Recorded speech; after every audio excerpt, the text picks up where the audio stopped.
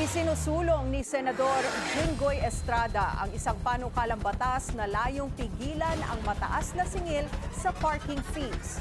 Sa Senate Bill 1001 o Parking Fee Regulation Act, gusto niyang tiyaking mananagot ang mga mall at parking operators kaugnay nito. Kasama rin ang accountability sa mga establishment kapag may nasira o nawalang sasakyan. Daily struggle na raw kasi ang parking para sa publiko at tila inaabuso raw ito ng ilang establishments. Kung maniningil daw sila, kailangang sundin ang itinakdang maximum na singil na 50 pesos para sa first 8 hours para sa kotse, habang 30 pesos para sa motorsiklo at dagdag na 10 piso kada oras pagkatapos nito.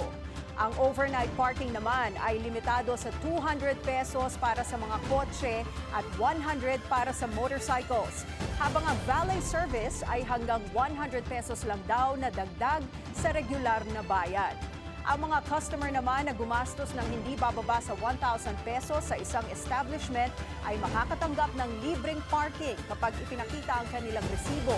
At lahat ng parking area ay dapat magbigay ng 30-minute grace period para sa drop-off, pick-up o mabilisang pagdaan ng mga sasakyan.